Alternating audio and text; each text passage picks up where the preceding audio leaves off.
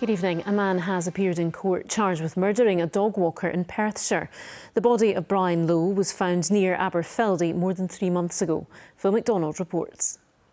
Brian Lowe worked as a groundsman at a Perthshire estate for more than 20 years until his retirement last year.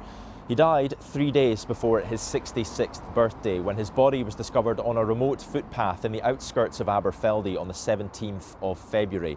His death was initially thought to be medically related, but an examination later found that he'd actually been shot.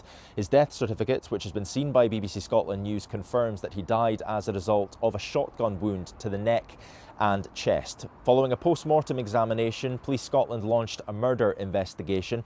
They visited around 500 properties in the area and are currently sifting through around 2,500 hours of CCTV footage. On Friday, they charged a 75-year-old man. David Campbell appeared in private here at Dundee Sheriff Court today, where he was charged with Brian Lowe's murder and attempting to defeat the ends of justice. He made no plea and was remanded in custody ahead of another court hearing, which is expected to take place next week. Phil McDonald, reporting Scotland, Dundee. Today saw the start of the first full week of the general election campaign ahead of the vote on the 4th of July. With a roundup of the day's developments, here's our political correspondent, Lindsay Bewes. This election is our chance for change across the UK. Sir Ed Davey is the latest UK party leader to campaign in Scotland. With 4 seats here, he's targeting gains from the SNP, with the aim of replacing the Nationalists as Westminster's third party. That could put the Lib Dems in a powerful position, and he isn't ruling out a possible deal with Labour. My job as Liberal Democrat leader is to beat as many Conservative MPs as possible in England, as many as SNP MPs as possible in Scotland, and I'm just going to focus in on that. On a visit to a wind farm, Labour are also eyeing gains, with a promise to create 69,000 green energy jobs. But first, a correction from Scottish leader Anna Sarwar, who faced criticism after stating not all workers at his family's business were paid more than the living wage. He has no direct involvement or shares in the firm, and a trade union has since clarified staff are indeed paid more. I was asked a question. I gave what I thought was the correct answer. It's proven not to be the case because, as USDA has made clear in their statement, they have a recognition agreement with this business. I would challenge also the SNP on this. They brought up big questions. They've got questions of their own to answer.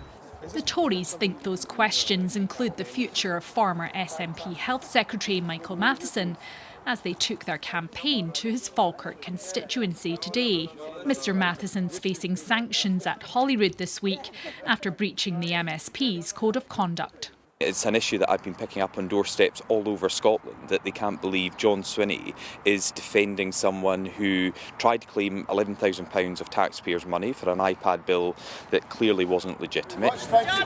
Lovely to see you. Thank you all very much for coming out today. In Conservative-held Dumfries, John Swinney was focused on events away from Holyrood, rallying SNP activists. And the SNP is the party that is the challenger in every single Conservative seat in Scotland. So if people in Scotland want to get rid of the Tories, they've got to vote SNP. And in Dundee, the Alba Party was launching its campaign as an alternative choice for independent supporters. So it's the people who become disillusioned with the SNP's lack of progress towards independence. These are the people who should vote Alba. Over the next 6 weeks, the back and forth of political debate will continue. Lindsay Bewes, reporting Scotland. The organisers of the Edinburgh Marathon have apologised to runners who did not receive a medal at the event because they ran out. They say they will now be mailing out medals to those affected. Cameron Buttle reports. You can hear how much it meant to Justina's friends and family as she completed the last few yards of the Edinburgh Marathon. After a serious injury during training, she was only given the go-ahead to take part the day before. A remarkable feat to complete the 26-mile course. The only thought that kept me going was I had this image in my head that I'm crossing the finishing line and I get my medal and then I get to show it off to everyone. But I got to the finishing line and there were no medals left. Justina was not the only one not to get her medal. Caitlin Whitmore had travelled from Doncaster for the marathon. Looking forward to that finish line, visualising the ending, getting the medal. That was what got me through the next 32k.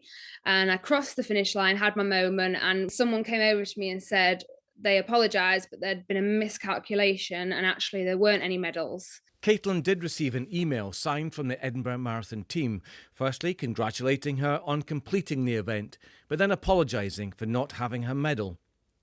It said, "We have to order the medals so far in advance, many months before everyone has entered, in order for them to be ready on time.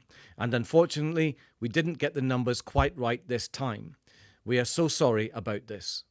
The organisers have been contacted for comment today. They did say in emails to disappointed runners that the medals would be in the post soon. Cameron Buttle reporting Scotland, Edinburgh. OK, now Christopher has the weather. That doesn't look good. It doesn't, does it? Some pretty heavy downpours today. Thanks very much indeed. Good evening to you.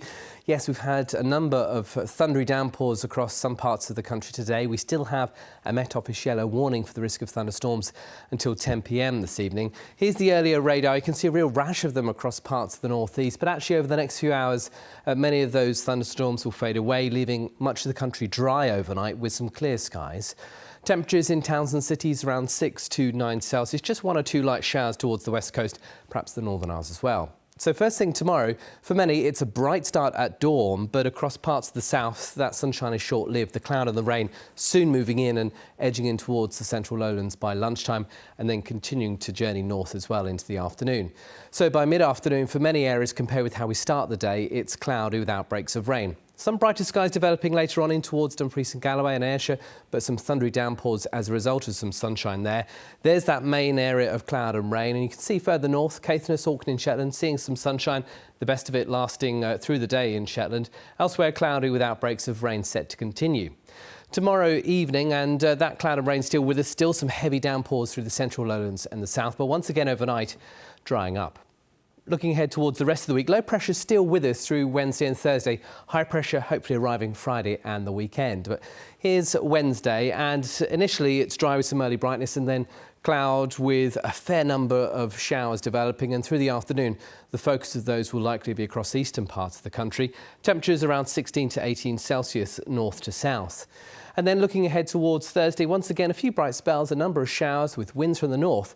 It'll be warmest in the south. That's the forecast for now. Thank you, Christopher. And that's it, reporting Scotland for now. I will have your late news at the earlier time of 10:20 tonight. Until then, from everyone on the team right across the country, do have a very good evening. Good night.